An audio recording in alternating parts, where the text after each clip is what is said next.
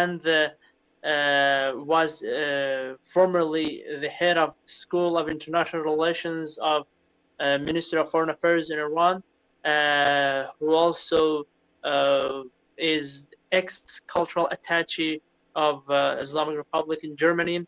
Dr. Hemati studies, he has done his superior studies in the US and India. He got his PhD in religions and comparative spiritualities, and postdoctorate from a German university in philosophy of religion and contemporary theology.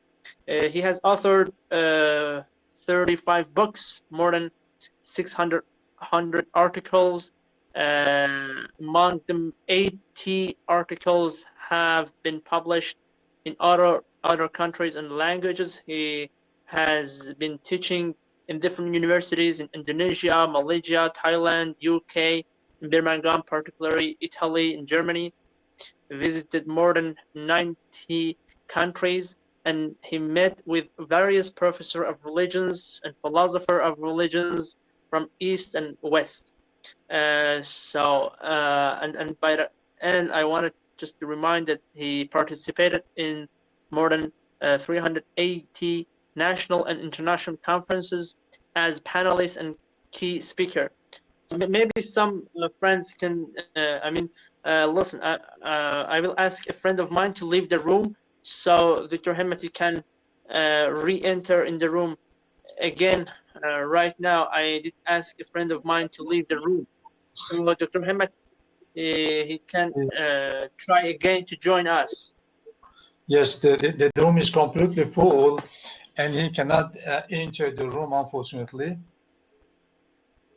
Finally, we have Dr. Hemati. That's an honor for me. I have been reading your biography, very interesting biography, and anyhow, so the floor is yours. Please go ahead.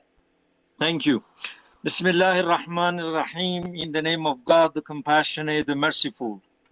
It's a pleasure for me to participate in this academic and spiritual conference and webinar.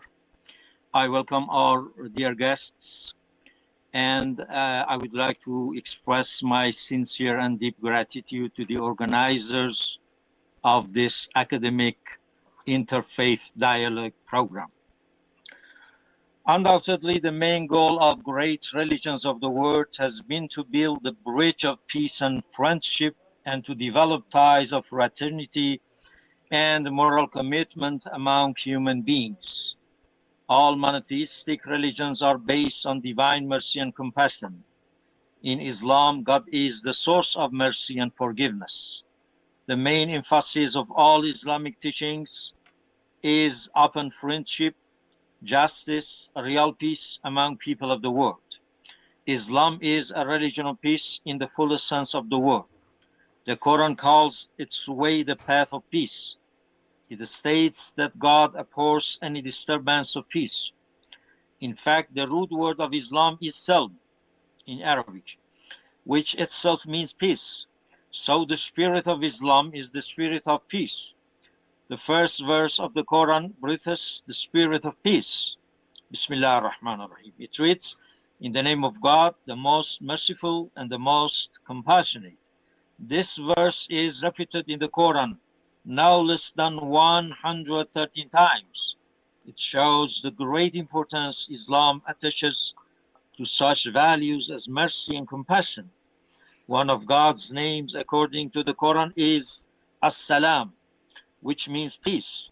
Moreover, the Quran states that the Prophet Muhammad, peace be upon him and his family, was sent to the world as a mercy to mankind. وَمَا أَرْسَلْنَاكَ إِلَّا رَحْمَةً لِلْعَالَمِينَ.